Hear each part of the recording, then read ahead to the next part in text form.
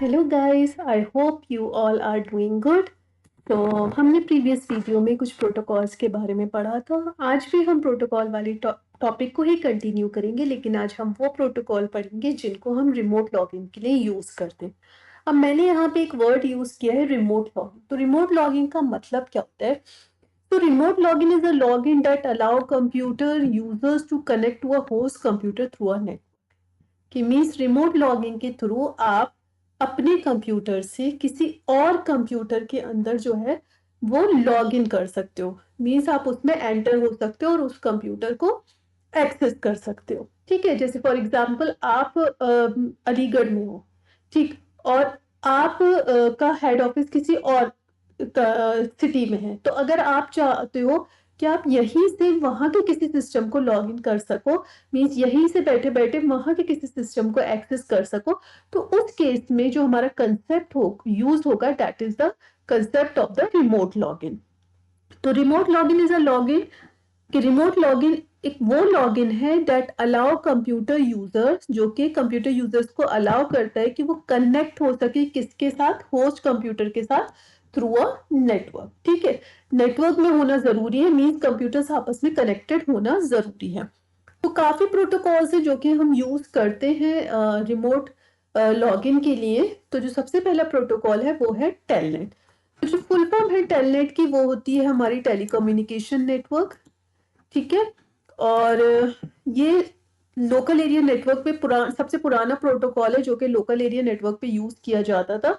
Local area network पे use करने से मतलब है कि फॉर एग्जांपल एक कोई ऑफिस है और उस ऑफिस में बिल्डिंग में डिफरेंट कंप्यूटर्स एक दूसरे के साथ कनेक्टेड हैं, और आप जिस फ्लोर पे बैठे हो फर्स्ट फ्लोर है, और आपको कोई एक ऐसा कंप्यूटर एक्सेस करना है जो उसी बिल्डिंग के थर्ड फ्लोर पर है ना। तो क्या कर सकते थे कि आप अपनी जगह पे बैठे बैठे ही उससे थर्ड फ्लोर के कंप्यूटर को एक्सेस कर सकते थे through the concept of the remote logging. और जो प्रोटोकॉल यूज होता वो यूज होता टेलनेट।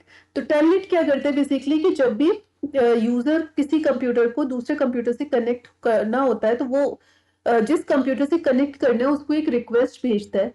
फिर वो वाला जो कंप्यूटर है, मीन्स जिससे कनेक्ट होना है, वो कंप्यूटर जो है इस कंप्यूटर से जिससे रिक्वेस्ट करिए उससे कहता है कि आप एक लॉगिन आईडी और पासवर्ड डालो।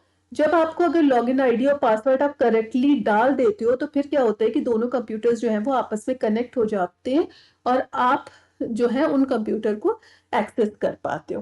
ठीक है, लेकिन इस टेलनेट में प्रॉब्लम क्या आ रही है? इस टेलनेट के अंदर एक ड्रॉबैक ये वाली आ जाती है कि जो टेलनेट है, जब आप उसमें यूजर नेम और पासवर्ड डालते हो तो वो सिंपली ऐसी टेक्स्ट की फॉर्म में ट्रांसफर होता है नेटवर्क के ऊपर।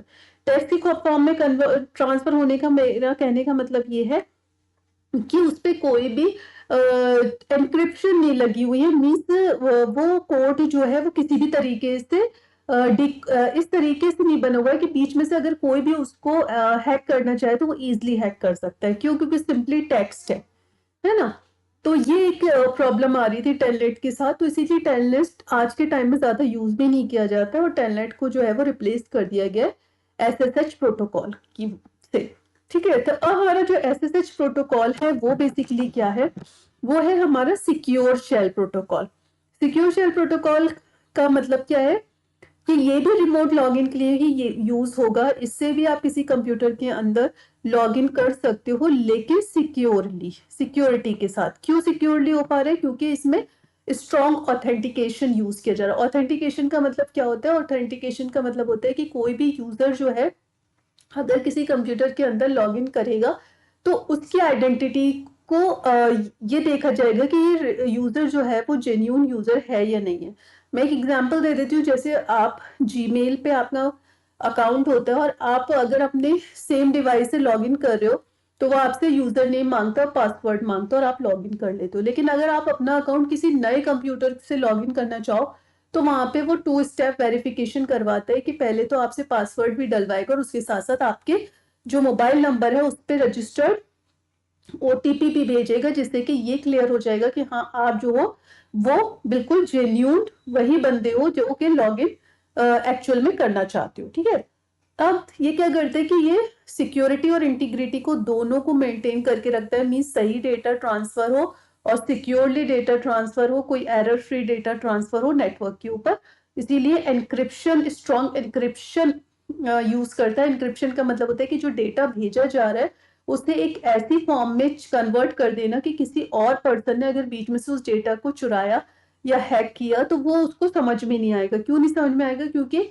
जिसको भेजा जा रहा है और जिसने भेजा है सिर्फ उनके पास ही वो की है जो कि उसको एक्चुअल फॉर्म में समझ पाएंगे, उसको डिकोड कर पाएंगे और उसके बाद उनको समझ पाएंगे। ठीक है, तो next one is the SCP secure copy protocol. तो it is a secure file transfer protocol which allow copying of file from one machine to another over the internet।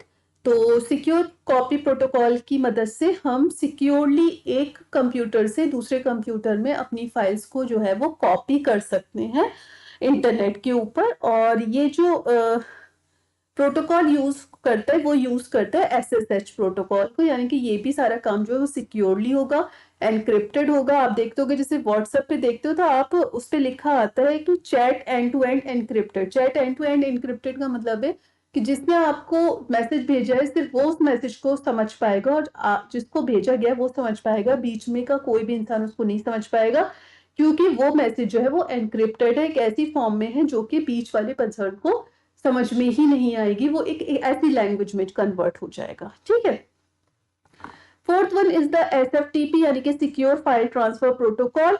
तो हमने जैसे कि प्रीवियस वीडियो में पढ़ा था कि हमारा जो फाइल ट्रांसफर प्रोटोकॉल होता है उसको यूज करके हम किसी भी फाइल को अपलोड कर सकते हैं, डाउनलोड कर सकते हैं, रीनेम कर सकते हैं, मूव कर सकते हैं, कॉपी कर सकते हैं ओवर द नेटवर्क। लेकिन ये का सारा काम जो है वो सिक्योरली नहीं हो रहा, मीन्स वहाँ पे सिक्योरिटी का इशू है। तो अगर हमें किसी भी फाइल को ट्रांसफर करना है और सिक्योरली ट्रांसफर करना है तो उस केस में हमको जो प्रोटोकॉल यूज करना होगा दैट इज द SFTP। ये भी SSH का ही पार्ट है। ये इंश्योरिटी देते हैं कि जो भी डेटा कमांड भेजे जा रहे हैं और जो भी पासवर्ड या भी सेंसिटिव इंफॉर्मेशन जो भी नेटवर्क पे जा रही है वो पूरी तरीके से एनक्रिप्टेड होनी चाहिए। वो प्लेन टेक्स्ट नहीं होना चाहिए जिससे कि बीच में से कोई हैक भी करे तो वो उसको समझ में ही नहीं आए कि वो क्या लिखा हुआ है। ठीक, अब यहाँ पे मैंने एक नोट करके एक वो दिया है कि जो SCP है यानी कि ये सिक्योर कॉपी प्रोटोकॉल और SFTP यानी कि सिक्योर फाइल ट्रांसफर प्रोटोकॉल दोनों ही SSH इंक्रिप्शन को यूज करते हैं फाइल ट्रांसफर करने के लिए। लेकिन जो स्पीड होती है SFTP की फाइल ट्रांसफर की वो स्लो होती है SCP से, क्योंकि सिक्योरिटी जो है जो सिक्योरिटी फीचर्स हैं SFTP के उसकी वजह से जो स्पीड होती है वो स्लो हो जाती है इन कंपैरिजन टू SCP। ठीक है, जबकि दोनों ही SSH को यूज कर रहे हैं।